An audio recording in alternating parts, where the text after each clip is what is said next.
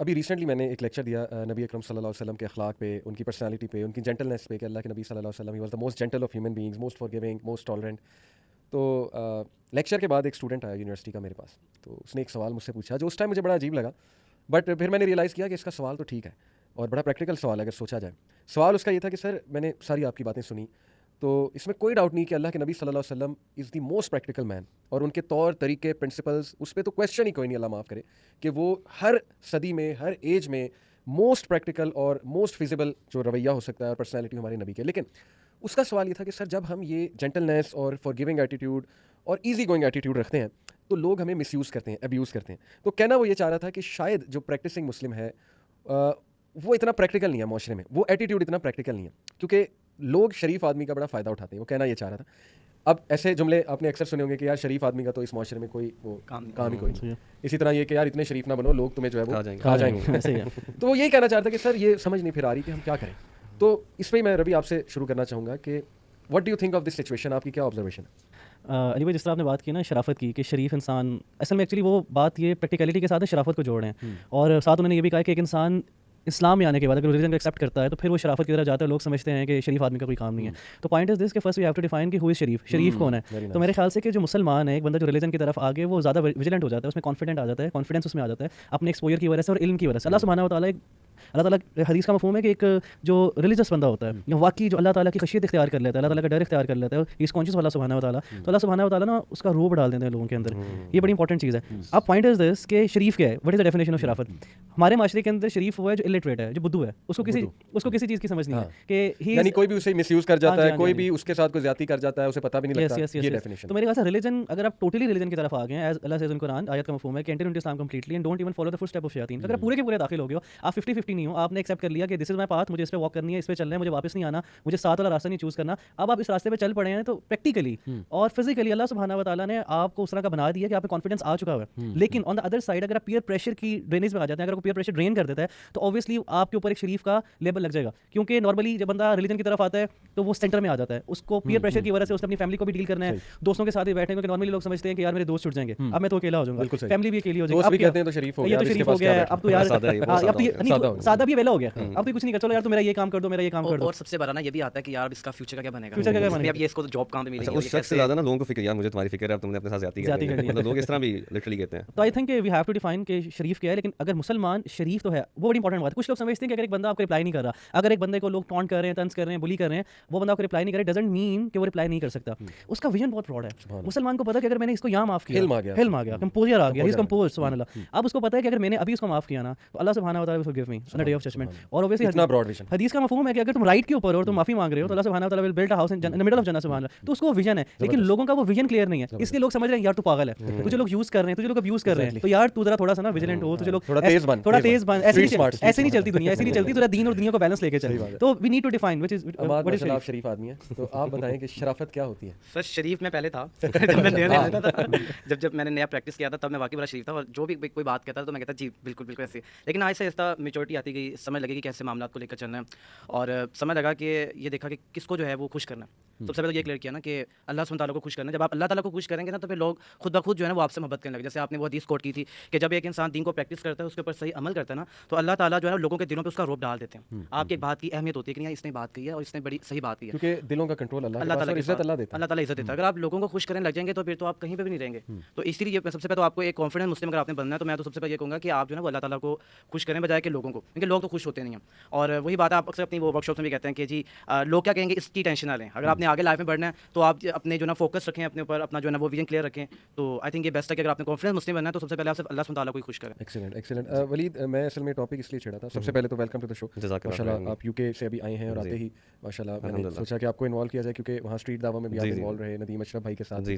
तो असल में ये टॉपिक छेड़ने की वजह ये है कि हमारे हमारे माशरे की बात कर रहा हूँ, अनकॉन्शियसली लाशऊरी तौर पे माइंड में ये बैठा हुआ है लोगों के कि यार दीन में आके बंदा बेकार हो जाता है। ये मैं बड़ी बोल्ड स्टेटमेंट कह रहा हूँ, और मैं इसलिए कह रहा हूँ क्योंकि अल्लाह माफ़ करे ये चीज़ लाशऊर में हर बंदे के हमारे माशरे में बैठी हुई है कि यार नहीं, मुझे स्ट्रीट स्मार्ट बनना है, मुझे जो है ना शार्प बनना है। तो इसकी क्या वजह है कि लोगों के माइंड में ये बात बैठी हुई है, और how do you see all this situation?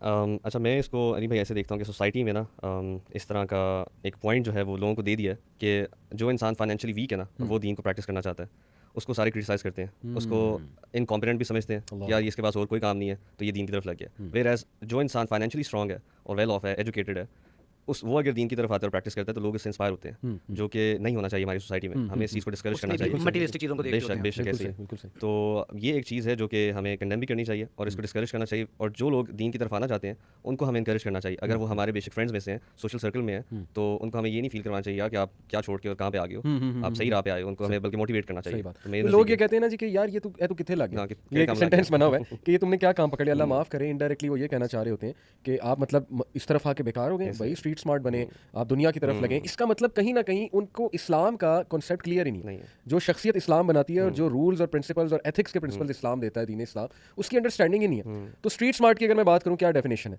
जो लोगों को धोखा देता है, जो कुछ ना कुछ करके जुगाड़ लगा लेता है, एक जुगाड़ की मिसाल दी जाती है, जो कोई ना कोई वे आउट फाइंड कर लेता है 2 नंबरी लगाने का या किसी प्रॉब्लम से निकलने का 2 नंबरियाँ लगा के या जो भी करके, तो कहते हैं जी स्ट्रीट स्मार्टर। हमने जो है ना, हमें स्ट्रीट स्मार्ट बंदा जो है पसंद है, हमें शार्प बंदा पसंद है।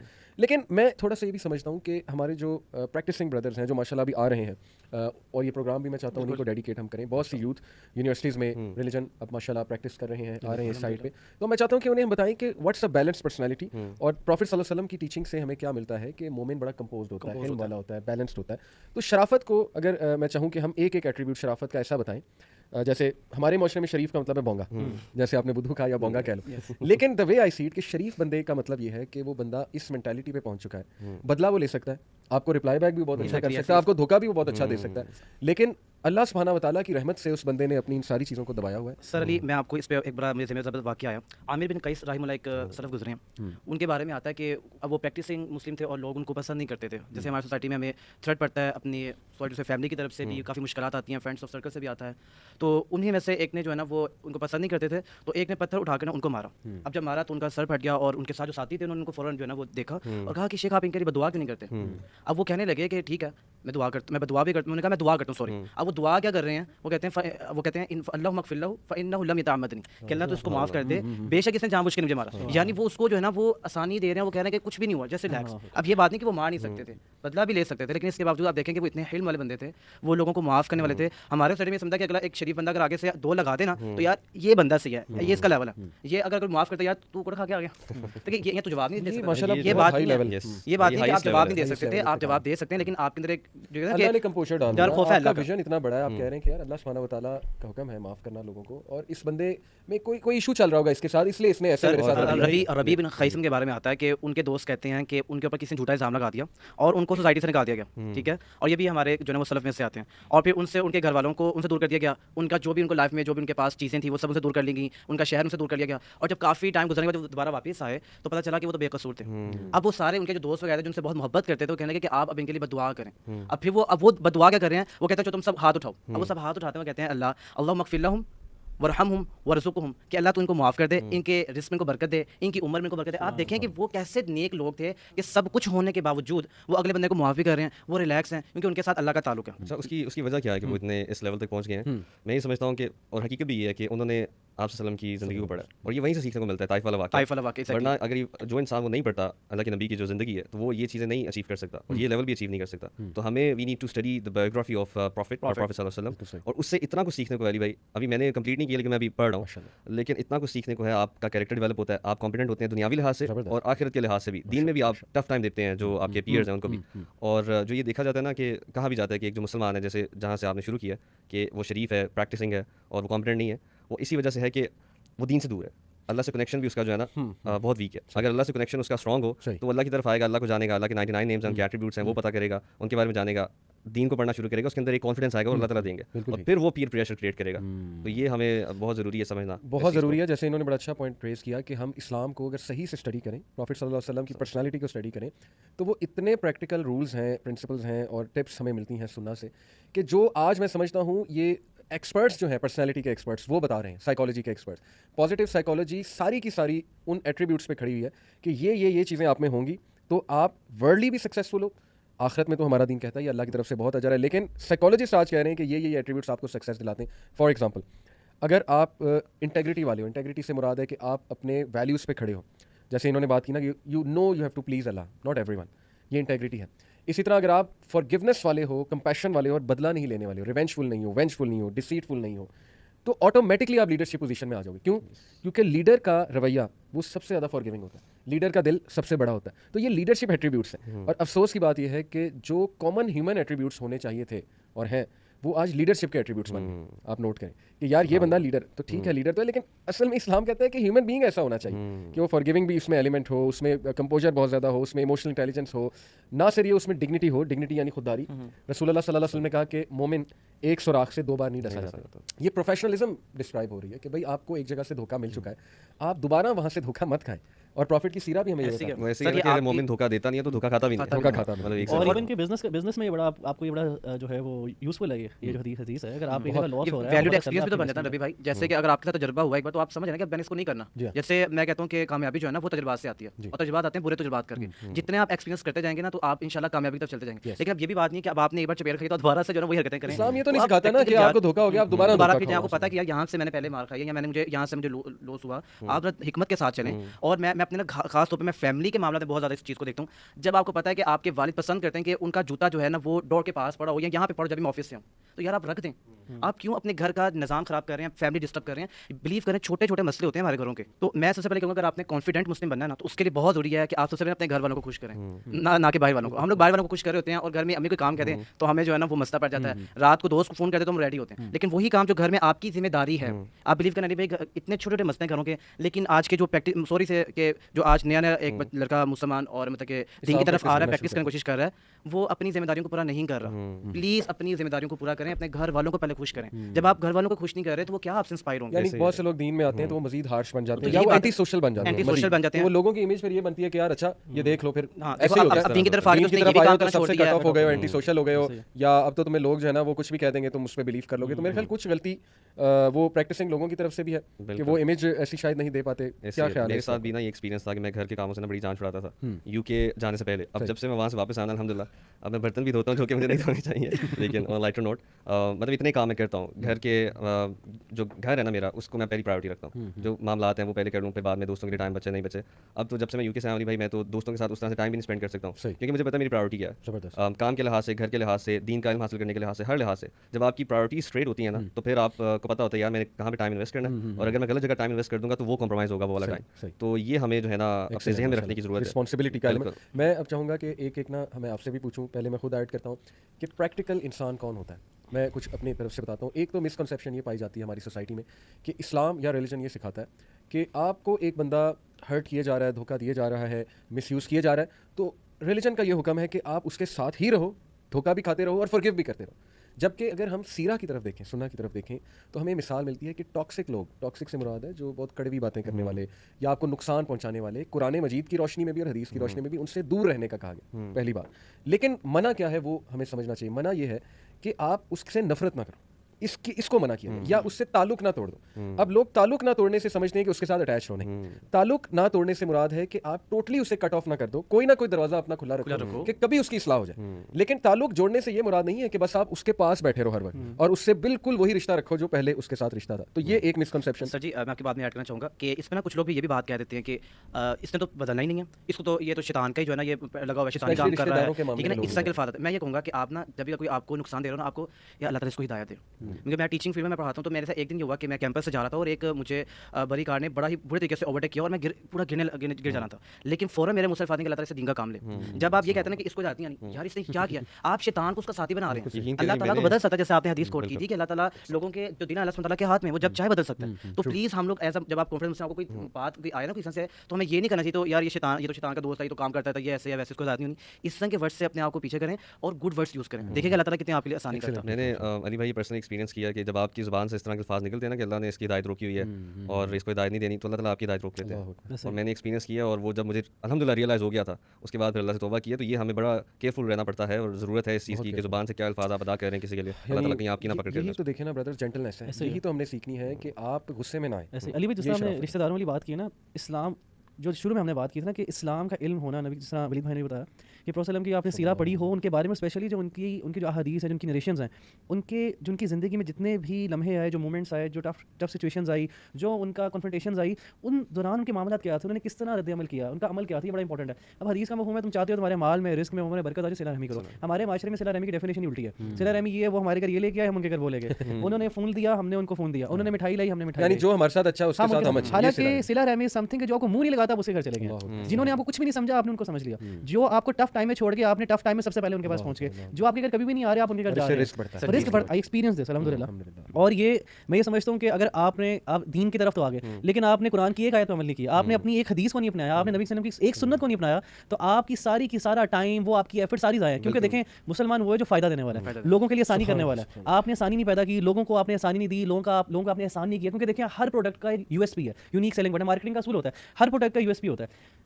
इस्लाम का यूएसपी है एहसान, फॉरगिवनेस, सिला रहमी, इज्जत देना, माफ़ कर देना, ख्याल करना। हमें तो अपने नेबर्स का ही नहीं पता।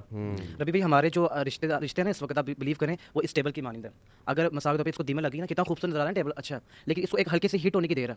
हमारे रिश्ते अब इस तरह के हो चुके हैं, देखने में इतने खूबसूरत हैं, आप कहेंगे यार कितने मुसलमान जबरदस्त। एक कोई कड़वी बात होगी तो बस हम लोग ना, हमारे अंदर पेशेंस है, हम जैसे माफ वो नहीं करते। मुझे मिसाल याद आ गई कि खानदान वाले आपस में रिश्ता करते हैं ना, तो आपने किसी का रिश्ता मांगा और उन्होंने फॉर सम रीजन नहीं एग्री किया, तो बस ताल्लुक खत्म, दिस इज ओवर, हमारी इंसल्ट है। तो भाई कोई रीजन हो सकती है उनकी, उन्होंने कहीं और करना हो, तो छोटी छोटी बातों पे ताल्लुक तोड़ना। अच्छा, एक चीज़ मैं आप तीनों से और डिस्कस करने आऊँगा कि ये मेरे साथ भी चुके हो चुका है, इसलिए आई एम श्योर आप लोगों के साथ भी होगा कि जब बंदा दीन में आता है ना और गुड बिहेवियर दिखाता है, ज़रा टॉलरेंस शो करता है, तो फैमिली वाले ही, ये सबके साथ हुआ है, ज़ाहिर है हम सब ने एक्सपीरियंस किया, वो ना कहते हैं कि यार इसका कुछ नहीं हो सकता है, इस बेचारे ये प्रैक्टिकल नहीं है। जैसे मिसाल के तौर पे एक वेटर है, वो कोई आपके लिए खाना गलत ले आया या उसने ऑर्डर लेट कर दिया, सपोज होटल की सिचुएशन बता रहा हूँ, या आप गाड़ी चला रहे हैं, अब वो साइड से किसी ने गाड़ी थोड़ी सी मार दी, अब आप चुप करके उतरोगे ना और आराम से बात करोगे कि भाई क्या मसला हुआ, आप गाड़ी ठीक क्यों नहीं चला रहे थे, तो वो पता है जो साथ बैठे होते हैं क्या कहते हैं, वो कहते हैं कि ये कैसे बात करो, इस तरह ये मानेगा, इस तरह ये पैसे निकालेगा, तो वो शुरू कहते हैं बदतमीजी करो या इसको डांटो या एग्रेसिव हो जाओ, वेटर के साथ भी एग्रेसिव हो वरना वो सर पे चढ़ेगा। ये भी एक सोच हमारे इस माशरे तरह में अगर आपने अनफॉर्चुनेटली घर में मेड आते हैं, सफाई करने वाली आती हैं, तो हम नॉर्मली उनको मेड ही समझा जाता है और उनके अपने बच्चों को भी बताया जाता है ये काम वाली हैं। तो just for the sake of example कि हमारे घर में अगर जो आते हैं सफाई करने वाली जो आती हैं खातून, मैंने अपनी बेटी को कभी कहा ही नहीं है कि ये काम वाली हैं, हमने ये बताया कि ये बुशरा बाजी हैं, और बुशरा बाजी का हमारी बेटी वेट करती है, उनके साथ खाना भी खाती है, उनका वेट भी करती है, और हमने वो सी ऑफ भी करती है कि बाजी जा रही हैं। और आज वो बीमार थी तो बुशरा बाजी आई एंड शी गॉट एक्टिव कि बुशरा बाजी आ गई हैं, और मैंने एक्चुअली पेरेंट्स बता रहे हैं। ऑन द अदर साइड जो उन्होंने बात की कि माशरे के अंदर जो रिलीजियस बंदा है वो भी हमने ही क्रिएट किया कि वो शरीफ है। हमने सबसे फारिग बच्चा जो है बुद्धू इलिटरेट शरीफ बच्चा जो बिल्कुल बच्चा इंटेलिजेंट नहीं है, उसको हमने मदरसे में डाल दिया। ठीक है, हमने खुद ही सोसाइटी में ऐसी बच्चों में कंपैरिजन पैदा किया। अच्छा ये हाफिज है, हाफिज साहब आपने दवाई करवानी है, हाफिज साहब से मशवरा नहीं लिया जाएगा, उसको प्रैक्टिकलिटी का एक शो ही नहीं किया। हाफिज साहब ने दुआ करवानी है, हाफिज साहब से मशवरा नहीं लिया जाएगा, मशवरा उसे लिया जाएगा जिसने मैट्रिक किया है, जिसने कैम्ब्रिज पढ़ा है, ज्यादती कर रहे हैं ना। अब क्या होगा, बच्चे देख रहे हैं, अब जिससे दुआ करवाई जा रही है ना, फिर बच्चा वो दुआ करेगा, वो कहेगा मैं दुआ के लिए हूं ना, वो मशवरे उसका खुद कॉन्फिडेंस तोड़ दिया आपने कि जी मशवरा इसलिए। यस, आपने क्रिएटिविटी नहीं पैदा की, आपने क्रिटिकल थिंकिंग उसमें पैदा नहीं की कि बेटा इसके बारे में आपका क्या ख्याल है। लेकिन हाँ, वो किसी की डेथ हो गई है, यहाँ से खाना खाने लगे, खाने के बाद बेटा आपने दुआ करवा दो। लेकिन जो दूसरा बच्चा है जो एक समझ ले कन्वेंशनल स्टडीज कर रहा है, उसको आप हर जगह पे साथ लेके जाते हैं। तो पेरेंट्स को ये चाहिए कि आप इस्लाम को इज्जत दें, हम इस्लाम को इज्जत दें, हम खुद इस्लाम को इज्जत दें, ग्रूमिंग करें, और हमने खुद इस्लाम को इज्जत देनी है। जिस भाई ने आपसे क्वेश्चन किया होगा, जो आपके स्टूडेंट हैं, वो इस चीज़ को देख लें कि अगर आप इस्लाम को बीइंग अ मुस्लिम आप फ़ख्र महसूस करें। हम खुद भी बीइंग अ मुस्लिम फ़ख्र महसूस नहीं करते। जिस तरह if you have a beard, अगर आपने किसी सुन्नत को फॉलो कर लिया, किसी सुन्नत को आपने फॉलो कर लिया, आप मसवाक लेट्स सपोज कर रहे हैं, तो आप छुपके करेंगे, या अगर आपकी टखनों से ऊपर आपने कोई अपना आउटफिट रखा हुआ है तो आप थोड़ा सा शाय फील करेंगे। हालांकि आप देखेंगे गोरों ने उसको ट्रेंड बना लिया, लेकिन हम फिर भी शाय फील करते हैं। तो मेरे ख्याल से आप प्राउड मुस्लिम बने। जब आप प्राउडनेस का मतलब ये नहीं है कि आप अगले को गुनाहगार समझें, क्योंकि देखें ये तकब्बुर की मिसाल है, तकब्बुर इसकी डेफिनेशन है। क्योंकि अल्लाह के की हदीस का मफहूम है, सहाबा किराम अल्लाह के नबी सल्लल्लाहु अलैहि वसल्लम के पास थे, तो एक लंबी हदीस है, पूछा गया कि तो फिर नबी सल्लल्लाहु अलैहि वसल्लम तकब्बुर क्या है, तो उन्होंने कहा कि दो चीज़ें। पहली चीज़, अगर तुम हक को जुटला दो। दूसरी चीज़, अपने से नीचे को देखो, किसी को अपने से नीचे देखो। तो हमने अपने से नीचा नहीं देखना। हमने जैसा आवाज़ ने बड़ी अच्छी बात की और जिन्होंने सलफ़ की बातें बताई कि लोगों के लिए माफ़ी की बात करें, लोगों के लिए आसानी की बात करें। अगर आप आसानी नहीं पैदा कर रहे, आप कभी भी लोगों को as a productive Muslim present नहीं कर सकते। लेकिन बात वही है ना, लोग कहते हैं कि यार माफ़ कर देंगे तो अगला सर पे चढ़ जाएगा, ठीक है ना, माफ़ कर देंगे तो वो अंदर की भड़ास नहीं निकलेगी। तो मेरे ख्याल में हम थोड़े बेनिफिट्स और प्रैक्टिकल मिसालें उन्हें दें अपनी सर। मैं अगर आपको मैं अपने एक्सपीरियंस से बात हूँ तो अल्हम्दुलिल्लाह हम इवेंट्स वगैरह भी करवाते हैं। मैंने अपने उस्ताद जी से यही सीखा है कि अगर आप बात करो ना प्रैक्टिकल की लाइफ में घुस के, जब चपेड़े पड़ती हैं, सॉरी मैं वर्ड यूज़ कर रहा हूँ, जब वहाँ पे आपको प्रैक्टिकल लाइफ में आपको मुश्किल देखनी पड़ती हैं, तो मसाल पर मैं कोई काम करवा रहा हूँ ना, अगर मैं पैसे उसके पूरे दे तो मुझे काम भी पूरा चाहिए। यहाँ पे मैं मुसलमान ना, अगर मेरी दारी भी है तो मैं अगर पैसे पूरे दे रहा हूँ अपने इस काम के, तो मुझे काम में पूरा A to Z सही चाहिए। यहाँ पर आप आगे होकर बोलें, अब यहाँ पर आप बिल्कुल चूसे बन के बैठ जाओ, कहेंगे चले कोई बात नहीं, तो ऐसे नहीं होता। अभी पैसे दिए हैं, काम अच्छी दो, मुझे प्रोडक्ट अच्छी दो, मुझे बिल्कुल सही चीज़ चाहिए, आगे होकर पूरा काम ले दे। और घर वाले भी हमें इसी बात पर कहते हैं कि अगर तुम जाकर कुछ सौदा सर्व ले रहे हो ना, तो प्रैक्टिकल लाइफ में आओ भाई, ये हवाई बातें बातें ना करो, प्रैक्टिकल लाइफ गुजारो, जाकर सौदा कर ले तो सही बात करो, धरले से बात करो कि मुझे ये चीज़ चाहिए। ये नहीं है कि आप जो ना वो बुद्धू बन के बैठे रहो। तो और दूसरे को और बात भी सर जी, हमारे जो आज के जो नौजवान आगे आ रहे हैं ना यूथ, वो घर के कामों में भी एक इंटरेस्टिंग रहते हैं और दूसरा जो है कि वो कोई काम सीखने की कोशिश भी नहीं करते। बल्ब उतारना नहीं आता यकीन करें, किसी बच्चे बल्ब उतारना नहीं आता यार, आप किसी इलेक्ट्रिशियन को बुलाएं, अगर आपको नहीं करना आता आप किसी को बुलाएं, कोई भी प्लम्बर का काम है आप उसको बुलाएं, काम करना ही नहीं है और नमाजें पढ़ते नहीं सिर्फ करते हैं। तो मेरे टीचर मुझे कहा करते थे कि बेटे घर जो है वो तहज्जुदों से नहीं चलते। मैंने कहा ये कैसे बात कर रहे हैं। फिर मुझे जब उन्होंने गहराई में गए तो कहा कि बेटे अपनी जिम्मेदारी पूरी करो, तुम्हारे बाप बीमार हैं, तुम्हारे बाप बीमार हैं, वो तो उसमें लेकिन मामलात नहीं है, तुम्हारे बाप बीमार है, तुम उनकी पहले खिदमत करो। नमाज अगर लेट हो रहे हो कोई बात नहीं, बाद में पढ़ लेना। ये नहीं कि तुम नमाज छोड़ देनी है, घर की जिम्मेदारियां पूरी को देखना, तुम्हारे लोग तुम्हारे बाद तुम्हारे हाथ चूमेंगे तो तुम्हें इज्जत दुआएं देंगे। हम लोग अपनी जिम्मेदारियों से पीछे हट गए। यानी कुछ इनिशिएटिव प्रैक्टिसिंग मुस्लिम्स को वही जो आप लेना होगा ऐसा, मैं समझ प्रैक्टिकल मिसाल पेश करें। जो आपको ये सवाल है ना, शायद उसने सारी पीछे फिल्म देखी होगी ये सारे मामलात में कि जब मेरा भाई जो एक जो दीन को प्रैक्टिस कर रहा है तो वो कुछ कर नहीं रहा, वो मतलब तो भाई आप वाकई जो ना दीन को भी फॉलो करें और साथ में प्रैक्टिकल लाइफ को भी। आप कुछ कहना चाह रहे थे आप? हाँ, मैं ये कहना चाह रहा था कि ये जो माफ़ी वाली बात आपने की थी कि हम माफ़ कर देते हैं और फिर हमें ये होता है कि अगला चढ़ाई करेगा।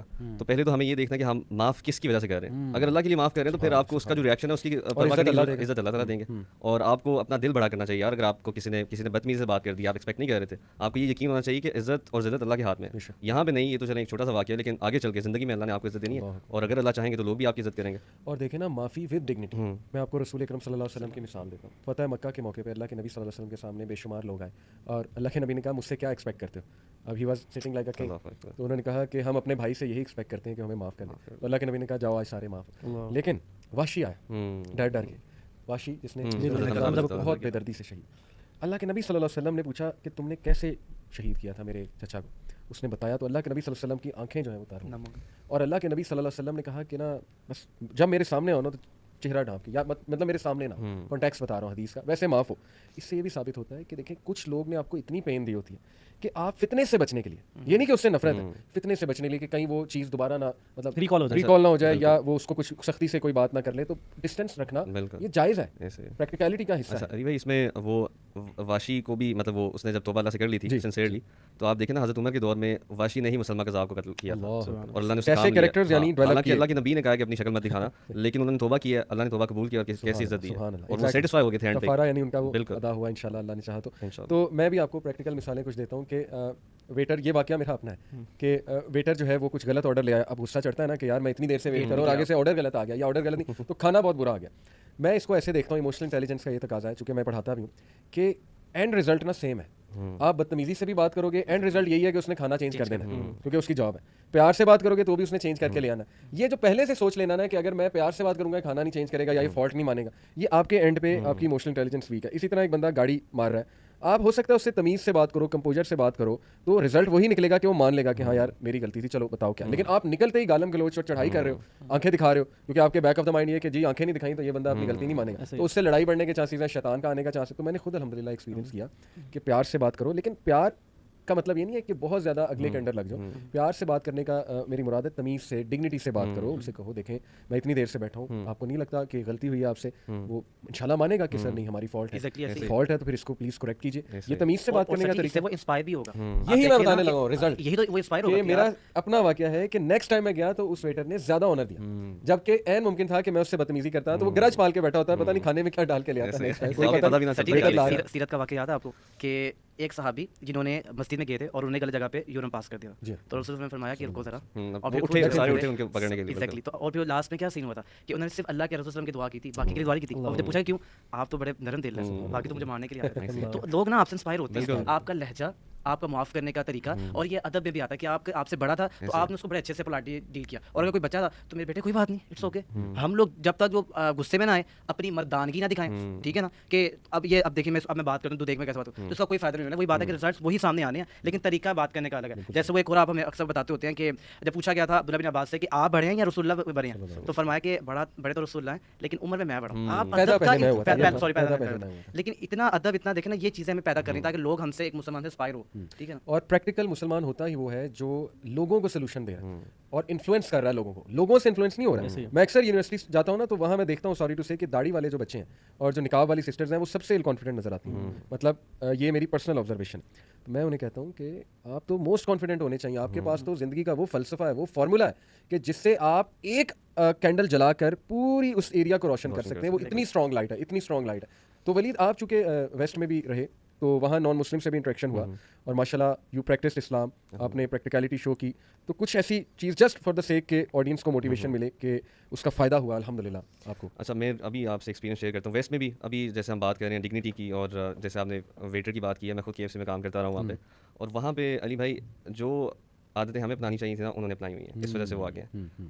KFC में जितने भी एम्प्लॉयज़ हैं ना, सबकी रिस्पेक्ट है, और ये कस्टमर को भी पता है। कोई भी आके अगर उसको ऑर्डर गलत मिल गया, वो बदतमीज़ी नहीं कर सकता, उसको पता है यार ये एम्प्लॉय है, इससे पहले इसके मैनेजर ने आगे मुझसे लड़ना है। वेयर एज पाकिस्तान में आप देखें, आप मैकडॉनल्ड्स जाएँ, KFC जाएँ, किसी एम्प्लॉय से बहस हो जाए और कस्टमर जो है वो गाड़ी से उतरे, उसने एम्प्लॉय को भी इतनी सुनानी है, मैनेजर ने कहना यार तू चुप कर जा, और उसको फिर in the worst case scenario employ को ट्रांसफर भी करवा देते हैं कुछ कस्टमर्स ऐसे हैं। लेकिन वेस्ट में ऐसा नहीं है, हर एक का राइट है, रिस्पेक्ट है, लॉ सबके लिए सेम है, और ये कस्टमर को भी पता है और एम्प्लॉय को भी पता है। रीसेंट एक्सपीरियंस मेरा ये था कि एक मेरा फ्रेंड आया हुआ था लंडन से ही ना, ऑर्थोडॉक्स क्रिश्चियन, तो उससे मेरी काफ़ी जो है ना इस बारे में बात हुई कि वो क्या सोचते हैं इस्लाम, बल्कि उसने मुझसे सवाल किया कि क्या जीसस जो है एंड टाइम्स में आप यकीन करते हैं वो आएंगे और आप सब उनको फॉलो करेंगे। तो मैंने कहा हाँ हम करते हैं, और फिर इसी तरह से उसने 2-4 सवाल किए, उसने अपना बताया, और यकीन करें जब उसने बताया ना कि मैं ये प्रैक्टिस नहीं करता हूँ, मतलब जो गलत इल प्रैक्टिस हैं उनको मैं बिल्कुल नहीं अपने सामने रखता, उसमें अल्कोहल थी और जितनी भी जो इस्लाम में जो मना है ना वो शख्स वो नहीं करता था, और ऑर्थोडॉक्स क्रिश्चियन था। तो मैं बड़ा उससे इंस्पायर हुआ यार कि चलें जो टीचिंग्स हैं, जो कोर वैल्यूज़ हैं वो इस्लाम और क्रिश्चियनिटी में सेम है।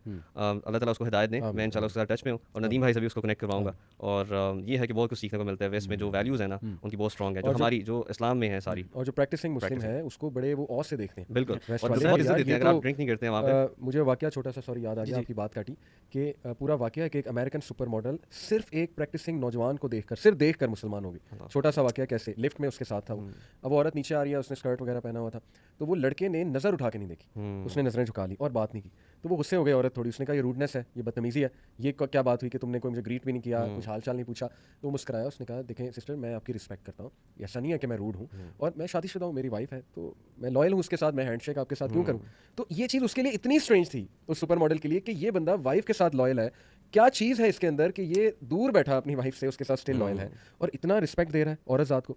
तो उसने फिर थोड़ा सा बताया कि मैं मुसलमान हूँ, हमारी ये वैल्यूज़ हैं। उसने कहा मुझे बताओ I want to know about this. उसने कहा ठीक है मैं आपको कुरान गिफ्ट करता हूँ। कुरान गिफ्ट किया, एक स्कॉलर से इंट्रोड्यूस कराया, and she accepted Islam literally weeks after reading Quran और ये वैल्यूज़। और फिर उसने अल्हम्दुलिल्लाह जब हिजाब शुरू किया, पर्दा चादर लेना शुरू की, जाहिर है वो उसे स्कॉलर ने बताया कि ये मामला है, तो उससे पूछा गया कि हाउ डू यू फील, तो उसके historical words, she said Islam has set me free, Islam ने मुझे फ्री कर दिया। मैं एक घंटा खड़ी होकर मेकअप करती थी टू प्लीज़ मैन, बाहर जाके, बाहर जाना है मैंने, मैन को प्लीज़, बात तो वही है ना, बंदा अपने लिए भी करता है लेकिन इस्लाम ने रूल्स डिफाइन किए हस्बैंड के लिए, ठीक है, या ये है कि पर्दा करके बाहर जाए, तो ये उसके अल्फाज थे। तो देखें बात ये है कि सिर्फ एक प्रैक्टिसिंग मुस्लिम को देख के वो इंस्पायर हुई कि यार ये अगर ऐसा बंदा, इतना तगड़ा बंदा, ऐसा नफ्स और इतनी डिग्निटी, इतनी रिस्पेक्ट, तो इसमें मैं चाहता हूँ कि आप भी एक और बात सर, आपने जैसे आपकी बात स्टार्ट हुई थी सॉल्यूशंस की तरफ, तो मैं कहूँगा कि आज का जो मुसलमान है ना वो सॉल्यूशन मेकर नहीं है, सॉल्यूशन मेकर बने।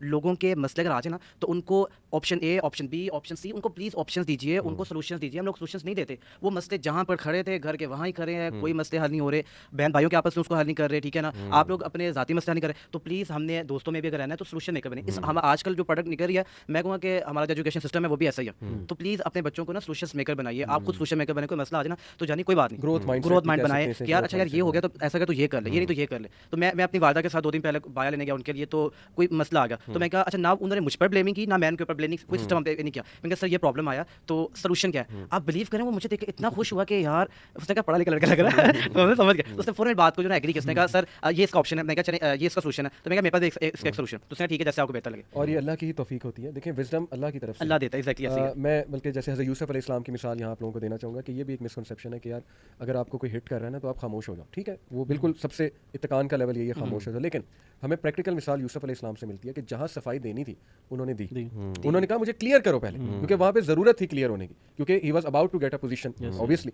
तो he said to the prisoners, वो जो छूट कर गए थे, कि जाओ मामला पूछो उनसे जाके कि उन औरतों का क्या मामला है, मतलब मैं जेल में आ गया हूँ तो मेरा नाम तो क्लियर होना, वो ज़रूरी भी है, अपने आप को क्लियर करना, अपनी सफाई पेश करना, लेकिन एक हद तक उसके बाद अल्लाह सुब्हानहू व तआला पे आप छोड़ दें, अल्लाह अल वकील है, अल्लाह ताला जो है वो संभाल इवन के अल्लाह के नबी की ज़िंदगी से भी वाक़या साबित है ना कि एक दफ़ा रात को जाया था अल्लाह के नबी ने अपनी वाइफ के साथ, तो सहाबा किराम को क्लियर किया कि भाई वो मेरी वाइफ थी, क्योंकि उनको सहाबी ने बल्कि कहा कि अल्लाह के नबी हम आप पे शक शक करेंगे, करेंगे, सुभान तो अल्लाह के नबी ने कहा कि नहीं, लेकिन शैतान तुम्हारे तुम्हारे साथ। साथ। तो दिस इज समथिंग, विजन है ना, उसके पास इल्म भी है और वो इल्म को तजर्बा कर रहा है, इल्म को यूज़ कर रहा है, इल्म को प्रैक्टिकलिटी की तरफ लेके जा रहा है। अगर हमारा इल्म बस हमारे पास ही है, हमने उसको अपनी ज़िंदगी में अपनाया ही नहीं है या उस पर चले ही नहीं है, तो फिर हमारे पास वो तजर्बा नहीं आएगा, वो फ्रूट्स नहीं आएंगे। नॉर्मली रवि भाई अल्लाह के नबी की हदीस भी है, सॉरी आपको काट रहा हूँ, कि उन्होंने अल्लाह के नबी ने बल्कि पनाह मांगी है ऐसे इल्म से, ऐसे अमल से जो बगैर इल्म के हो, और ऐसे इल्म से जो बगैर जो अमल में कन्वर्ट ना हो सके, खशियत में ना हो, ये दुआ मांगी। और मैं एक बुक पढ़ रहा था द 3 प्रिंसिपल्स, उसमें लिखा था कि a scholar who does not act upon his knowledge he will be punished even before the idol worshipper। मतलब आप हिसाब लगाएं कि जो नॉलेज आपको अल्लाह ने दे दी है वो आपके लिए इम्तिहान बन सकता है और बेशक आपके लिए आजमाइश है। अगर आप उस पर अमल नहीं करते हैं, लोगों तक नहीं पहुंचाते हैं, तो हो सकता है क़यामत के दिन आपके गले का फंदा बन जाए वो। यानी इस्लाम तो आया ही हमें ज़हीन बनाने हैं, वाइज बनाने हैं,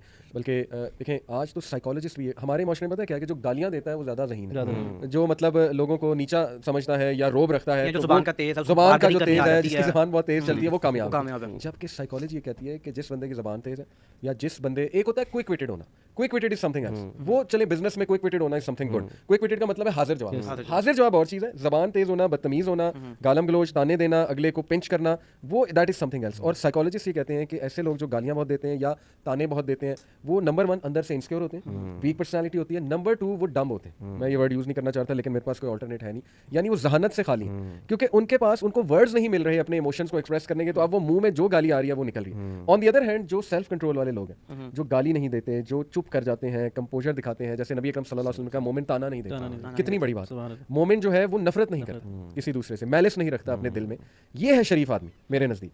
और ये शरीफ आदमी इंटेलिजेंट है, वाइज है, प्रैक्टिकल है, लीडरशिप पोजीशन में आएगा, इसके मामलात बहुत अच्छे चलेंगे, अल्लाह सुब्हानहू व तआला इसके मामलात को संभाल लेंगे। और देखें वो दुआएं, लोग कहते हैं कि नहीं जी नहीं, बिजनेस में झूठ ना बोलो तो बिजनेस नहीं चलता। भाई हज़रत अब्दुर्रहमान बिन औफ जो है वो अल्लाह माफ़ करे, वो झूठ बोल के नौज़ुबिल्लाह बिजनेस चलाया उन्होंने, इस्लामिक रूल से चलाया उन्होंने। और सौदा वो कहते थे कि अगर ख़राब है तो मेरे ख्याल एक रूल ये ना कि स्टॉक ना करो और निकाल दो, और बताओ अगर ऐब है वापसी के लिए भी वापसी देखिए, अभी तो हमारे तो रूल है कि लिखा नो रिफंड नो एक्सचेंज, सीधा अभी दुकान बनती नहीं है, पहले ये लिखा लेकिन होता इसमें ना रवि थोड़ा लोग भी ज्यादती करते हैं। हाँ, लोग भी लोग क्या करते हैं कि वो फिर हर चीज़ रिटर्न करने आ जाते हैं, तो कुछ रूल्स ना जबरदस्ती बनाने पड़े अनफॉर्चुनेटली लोगों की ज्यादतियों की वजह अच्छा से। सर, मैं थोड़ी सी आपकी मैं ना क्योंकि देखिए मैंने भी टाइम जब मैंने बीएड रखी थी और मैं दीन तरफ आया था ना, तो मुझे भी काफ़ी मुश्किलात का सामना करना पड़ा और काफ़ी जो है ना परेशानी देखनी पड़ी। लेकिन अल्हम्दुलिल्लाह आज वही दोस्त जिन्होंने मुझे छोड़ा था ना, आज वही कहते हैं कि अहमद भाई वल्लाह यार आपको देख के बड़ी खुशी होती है कि आज आपको जो इज्जत मिली है, अब वो कई साल बाद मिली ना तो बड़े अदब के साथ मिलते हैं। वो दोस्त मुझे जो पहले लिफ्ट नहीं कराते थे, आज वो मुझे लिफ्ट करवाते हैं, तो बात करते हैं। मैं आपको ये कहूँगा कि सर प्लीज़ फैमिली जो स्ट्रक्चर है, जो हमारा जो एक कोई भी एक खातून अगर आगे दीन को प्रैक्टिस करना चाह रही, लड़का करना चाह रहा है, तो हम ना तो उस पर प्रैक्टिकल बात कर लें कि हम लोग क्या क्या ऐसा अपना रवैया रखें, तो सब मस्जिद के घर को प्लीज़ घर को जन्नत बनाएं। बाहर वाले लोग आपको खुदा को इज्जत देंगे, सबसे पहले घर को जन्नत बना लें। ये वो जगह जहाँ पर आपने घर जाकर सोना है, आराम करना है। और आपने जो हम लोग ना बाहर वालों को बहुत लिफ्ट करवा रहे होते हैं, घर वालों को सबसे पहले प्योरिटी रखें। मैं ये समझने की बात को रैप अप करने की कोशिश करूँगा। और एक दुआ जो मैं अक्सर मैं दुआओं का बहुत यकीन कर फ़र्क पड़ता है, रब्बना हब लना मिन अज़वाजिना व ज़ुर्रिय्यातिना क़ुर्रता अयुन, ये दुआ मांगे, ये बड़ी ही बरकत वाली दुआ है। फिर इसी तरह से जो रब्बना आतिना फ़िद दुनिया हसना व फ़िल आखिरति हसना, इसमें जो ना डॉक्टर फजल कहते हैं जो वर्ड हसना है ना, ये सिर्फ हसना का मतलब ना बहुत बड़ा है। इसमें आपसे मुराद इसमें यह है कि नेक दोस्त भी हैं, नेक वालिदैन भी हैं, नेक बहन भाई भी हैं, नेक पड़ोसी भी हैं, आपकी वाइफ आ जाती है, आपके मामलात, आपके पास जो चीज़ें ना, चाहे वो आम बेजानदार चीज़ें क्यों ना हो, लेकिन उन चीज़ों से भी आपको जो है ना एक लगाव और एक आपको आपकी ज़िंदगी आसान हो जाती है। तो ये दुआएं बहुत आपको फ़ायदा देती हैं। अज़कार आपने देखें, आपको जब आप प्रैक्टिसिंग मुस्लिम बन रहे होंगे ना, तो आपको शैतान के भी हमले आने। उसमें देखें अबू हुरैरा रज़ियल्लाहु अन्हु दुआ मांगा करते थे, अल्लाहुम्मा इन्नी असअलुकल हुदा व तुका वल आफ़ाफ़ा वल गिना। ऐसी ज़बरदस्त दुआएं हैं कि आप इन दुआओं को आप प्रैक्टिकल लेकर आएंगे ना, आपका जो ना वो एक विजन जो है ना वो ब्राउड होगा, आपको मज़ा आएगा कि यार मुझे अब ऐसा सुकून मिल जाता है। हदीस में आता है कि अल्लाह ने फरमाया कि एक इंसान अपने घर से निकलता है, अस्कार की अहमियत की बात करूँ कि एक इंसान अपने घर से निकलता है, उसके पास बहुत सा खजाना है और उसको फील होता है कि मुझे कोई ना पकड़ लेगा, कोई चोर मेरे पीछे पड़ा हुआ है, मुझे बड़े वो एक अपने आप को फील करता है। लेकिन अचानक वो एक ऐसी शेल्टर वाली जगह पे चला जाता है जहाँ पे अपने आप को ना फील फ्री महसूस करता है। तो रसूलुल्लाह ने फरमाया कि ये अस्कार है कि जब इंसान अस्कार कर लेता है तो वो ऐसे शेल्टर में आ जाता है। आपको आपके देखिए ना, अल्लाह ने फरमाया कि तुम्हारे वालिदैन, तुम्हारा माँ, तुम्हारे क्या है, वो तुम्हारे लिए फितना है। तो आपने इन दुआओं का सहारा लेना अपने आप को कॉन्फिडेंट मुस्लिम बनाने के लिए। अगर आप ये चीज़ें नहीं करेंगे ना, तो आप ज़हनी मरीज बनेंगे, आपको डिप्रेशन आएगा, आपको ऐसा स्ट्रेस आएगा कि आप कहेंगे मैं किस मुसीबत में आ गया। और ये बात आप आज क्लियर कर लें कि अगर आप दीन को प्रैक्टिस करें ना, तो आप ये भूल जाएंगे, आपको मसले नहीं आने वाले। आपको ऐसे मसले आने कि आप कहेंगे कि मैंने क्या कर दिया। लेकिन याद रखिएगा, जिसके पास अल्लाह है ना, वो गिरेगा नहीं, ग्रोथ भी हो रही है, वो ग्रोथ भी हो रही है। अल्लाह ताला ने चूंकि आपसे बड़ा काम लेना है, बड़ा काम लेना करेगा अल्लाह, और आपको ग्रो करेगा। आपके सब्र का पैमाना अल्लाह बढ़ाएगा, आपका ज़र्फ बढ़ाएगा, अल्लाह ताला आपकी इमोशनल इंटेलिजेंस बढ़ाएंगे। ये ट्रेनिंग है, ये ट्रेनिंग है। और इसमें पेशेंस चाहिए सर जी, पेशेंस चाहिए। और आपको ऐसे दोस्त चाहिए जो आपको कॉन्फिडेंस दें कि यार बिल्कुल। मैं बस चाहूँगा कि आखिरी बात हम ये करें कि इवन अब आप दोनों भी इसमें ऐड करें कि सेल्फ हेल्प बुक्स देख लें, ये बड़े बड़े मोटिवेशनल स्पीकर्स, वेस्टर्न गुरुज देख लें, पॉजिटिव साइकोलॉजी देख लें, वो अब वही रूटीन बता रहे हैं जो नबी अकरम सल्लल्लाहु अलैहि वसल्लम की रूटीन, वही डाइट बता रहे हैं जो हमारे अल्लाह के नबी की डाइट हैबिट्स थी, यानी कम खाओ, हेल्दी खाओ, ठीक है, प्योर डाइट लो, ऑर्गेनिक डाइट लो, वही आदात बता रहे हैं जो हमारे नबी अकरम सल्लल्लाहु अलैहि वसल्लम की सुन्नत और सीरा से साबित है। और इवन कॉर्पोरेट सेक्टर वो रूल्स लगा रहा है, जो सीरत से साबित रूल्स हैं। आपने कहा ना कि वेस्ट हमसे अच्छे रूल्स लगा रहा है, मुसलमान वो नहीं है, लेकिन इब्ने आदम है, उनमें भी अच्छाइयाँ हैं भाई, और कुछ चीज़ें उन्होंने हमसे बहुत बेहतर अप्लाई की। झूठ उनमें नहीं नज़र आ रहा, धोखा नहीं है, धोखा उनमें नज़र नहीं आ रहा आपको, ठीक है ना। कितने उनके लॉ सिस्टम, सोशल जस्टिस वहाँ अब पे तो वो इंटरनेशनल लेवल पे जो वो कुछ ट्रेड्स बताए गए पर्सनालिटी के, आप देखिए वो सीधा में से निकले, कितने ज़बरदस्त निकले हैं कि अब तो वही ये अगर होंगे तो आप एक ज़बरदस्त जो ना वो एक ह्यूमन बीइंग होंगे, अगर आपके ये ट्रेड्स हैं तो इसका ये मतलब है कि Islam is very much practical and the need of the hour. लेकिन पढ़ो, ऐसी किताबें पढ़ो। प्रोडक्टिव मुस्लिम एक बुक है, वो खरीदो मोहम्मद फारिस की।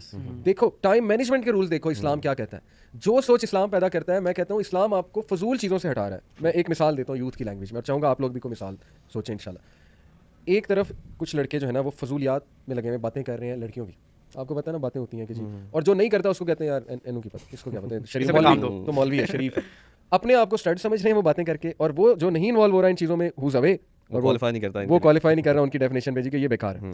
जबकि ये सारे जो वो बातें कर रहे हैं इन चीज़ों में, खराफात में इन्वॉल्व हैं, वो कितने मसाइल का शिकार होते हैं, जहनी भी, जिस्मानी भी, हेल्थ इश्यूज़ भी ऑब्वियसली, और स्टडी भी इफेक्ट हो रही है, कितना इफेक्ट हो रहा है। तो ये बेवकूफ़ी वाली साइड है। वो बंदा ग्रोथ की तरफ जा रहा है, आगे निकल रहा है, उसकी प्रायोरिटी सेट है, उसके गोल सेट हैं, उसकी टाइम मैनेजमेंट, ही नोज़ मैंने क्या करना है, तो साफ नज़र आ रहा है प्रैक्टिकल कौन है। ये वाली साइड ज़्यादा प्रैक्टिकल है, वो टाइम वेस्ट कर रहा है। और अली भाई अगर आप देखें ना कि वो जो शख्स जो जिसकी प्रायोरिटीज़ उसको पता है, और ये जो लड़कियों की बातें कर रहे हैं या इस तरह के मामलात की को लेके आगे चलने की बातें कर रहे हैं, आप 10 साल बाद देख लीजिएगा कि वो शख्स जिसकी प्रायोरिटी स्ट्रेट है, और वो लोग जो लड़कियों में और फितनों में इन्वॉल्व थे, उनमें डिफरेंस आप देख लीजिएगा। मतलब हम एक्सपीरियंस करते हैं, इस दुनिया के लिहाज से भी वो कामयाब होते हैं, और अल्लाह ताला उनको शऊर भी इतना दे देते हैं, और दीन पे भी अगर वो चल रहे हैं और प्रैक्टिस कर रहे हैं, तो हर लिहाज से वो दोनों जहां में वो कामयाब हो जाते हैं। ये सिर्फ टाइम जो है ना वो आपको बताता है, खुद ऑब्जर्व करें। मैं चाहूँगा रवि आप कुछ ब्लेसिंग्स ऑफ एक्टिंग ऑन इस्लाम इंशाल्लाह अपनी लाइफ से भी ये बताना जायज़ है, जस्ट टू मोटिवेट पीपल, इसमें रिया नहीं है इंशाल्लाह। एक्चुअली मेरी ब्लेसिंग अगर मैं थोड़ा सा भी अपना थोड़ा सा अगर मैं पास के बारे में थोड़ा सा बताऊं, तो मैंने क्रिस्टन में पढ़ा मैं 10 साल। तो जिस तरह अगर आपकी कोई वीडियो देख रहा हो तो क्रिस्टन के बहुत स्टूडेंट्स हैं और टीचर्स भी वहाँ पे काफ़ी अर्से तक जॉब करते हैं, और शायद मेरा कोई क्लास फेलो भी देख रहा हो। तो जस्ट फॉर द सेक आपने का बता देना चाहिए, तो मैंने मेरे क्रिस्टन में आई गॉट सी ग्रेड, और मेरे जो दोस्त अहबाब थे और वो भी मेरे जैसे ही थे। तो उसके बाद I just had a shift in my life कि जस्ट मैंने एक चीज़ शुरू की, this is something I confess actually, कि मेरे वाले साहब समझते थे, उनकी ख्वाहिश थी कि उनके जो बच्चे हैं वो फजर की नमाज़ पढ़ें, बाकी जो मर्जी करें, ठीक है। तो आई स्टार्टेड फजर की नमाज़ just to please my father, not to please Allah. लेकिन वो जो एक आदत थी ना सुबह उठने की, अर्ली राइजिंग की, और ऑब्वियसली जल्दी सोएंगे तो सुबह उठेंगे, ये कभी भी नहीं हो सकता। आप 3 बजे सो रहे हैं फजर की नमाज़ आप उठेंगे, जितने मर्जी अलार्म लगाएं, इम्पॉसिबिलिटी है। उसकी वजह से I got A grade in my second, I did top in my college, I did top in my college. और मेरे ये टीचर सोच भी नहीं सकते, अगर मेरे मैथ्स के टीचर या साइंस के टीचर, कंप्यूटर के टीचर स्पेशली, इसको सोच भी नहीं सकते कि यार ये वाकई हो सकता है। फिर मैंने स्कॉलरशिप में बीकॉम किया, फिर मैंने चार्टर्ड अकाउंटेंसी कुछ की, फिर मैंने क्विट कर दी, और उसके साथ साथ फिर मैंने अपने जो जहाँ से मैंने ग्रेजुएशन की उस कॉलेज में भी मेरी सेकंड या थर्ड पोजीशन थी। फिर उसके बाद मैंने मास्टर्स भी किया, एमफिल भी किया। With the passage of time अल्हम्दुलिल्लाह अगर आप अर्निंग के हिसाब से देखना, I got married, I have daughters, I have everything, and I do myself each and everything, ठीक है। और ब्लेसिंग्स ये है कि अल्हम्दुलिल्लाह कुछ फेज़ आता है, जिस तरह जब आप दीन की तरफ आते हैं डिफिकल्टीज आती हैं, और डिफिकल्टीज क्यों नहीं आएंगी, मैं ये समझता हूँ कि इंसान की फितरत है।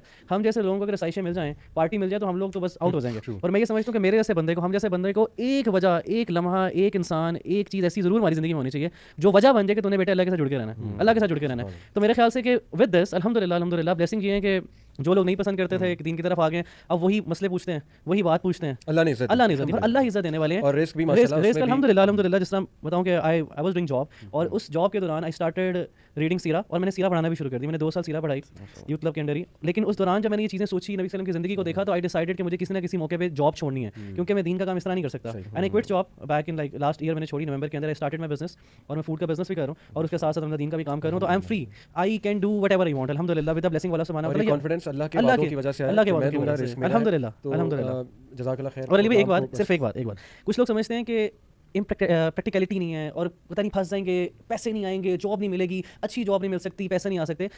एक्चुअली हम लोग उनको बता भी नहीं सकते कि पैसे आ जाएंगे, हम उनको समझा भी नहीं सकते। मैं बस ये उनको बताऊंगा देखने वालों को कि प्लीज़ इसमें आ जाएं, इस्लाम में एंटर हो जाए, then you will find the fruits, क्योंकि वो फ्रूट्स हम फील कर सकते हैं। हम अपनी फीलिंग आपके अंदर डाल नहीं सकते। जब तक आप खुद एक्सपीरियंस नहीं करेंगे, experience Islam, you need to experience Islam, you need to see कि इस्लाम आपको क्या दे रहा है, और इस्लाम आपको जो इज्जत दे रहा है ना, और जो कल्बे सलीम, जो मुतमईन दिल आपको दे रहा है, आपको कहीं नहीं मिलने वाला।